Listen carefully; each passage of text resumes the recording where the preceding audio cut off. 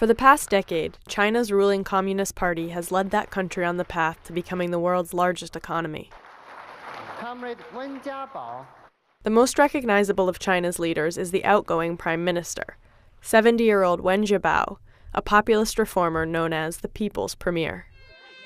Mr. Wen, affectionately called Grandpa Wen, is often pictured in state-run media, arriving at disaster scenes like this one, bearing promises that the government will aid the needy. But a New York Times investigation has found that Wen Jiabao is also the head of one of China's wealthiest families, with a fortune valued at $2.7 billion in stakes in everything from hotels and insurance companies to luxury jewelers and internet startups. These publicly available documents show assets in the names of relatives of Mr. Wen and his wife. The Prime Minister's name never appears on shareholding documents. It's unclear how much Mr. Wen actually knows about his relatives' investments, even as they have profited from his political clout. Either way, the family appears to have gone to remarkable lengths to conceal their wealth, hiding it behind layers of partnerships, many of them formed with state-owned companies and some of Asia's richest tycoons. The Times found no evidence that Mr. Wen's relatives broke any laws, but the sheer size of their fortune and their attempts to conceal it are likely to pose a political challenge to a leader who has dominated Chinese politics for much of the past decade.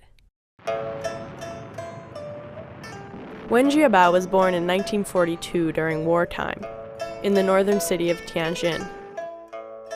As a youngster in a family of teachers, Mr. Wen took an early interest in geography, and in college he earned a degree in geology. In the 1960s, during the Cultural Revolution, he was sent to western China's remote Gansu province to work as a geological surveyor, mapping some of the country's most difficult terrain. Later, he became a bureaucrat at the Ministry of Geology. In the 1980s, when Deng Xiaoping began searching for young party cadres to professionalize the leadership ranks, Wen was recruited to work in Beijing. But his political rise was threatened on the night of May 19, 1989, when he appeared in Tiananmen Square with party leader Zhao Ziang. As Zhao appealed to the young protesters to end their occupation of the square, Wen stood stiffly at his side. A couple of weeks later, soldiers opened fire on the protesters, killing many.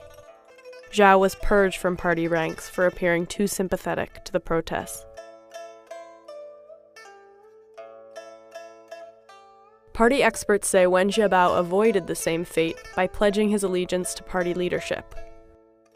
In 2003, he became China's 6th prime minister and began a decade-long campaign of populist politicking. State-sponsored media followed him everywhere, especially after traumatic events like the Sichuan earthquake.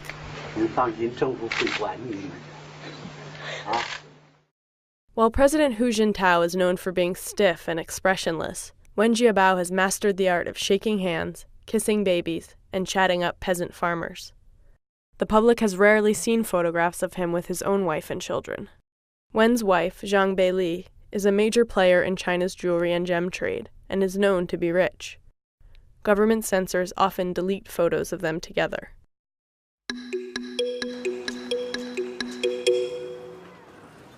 Wen Jiabao and Hu Jintao have presided over a government that is superb at generating economic growth, by any means.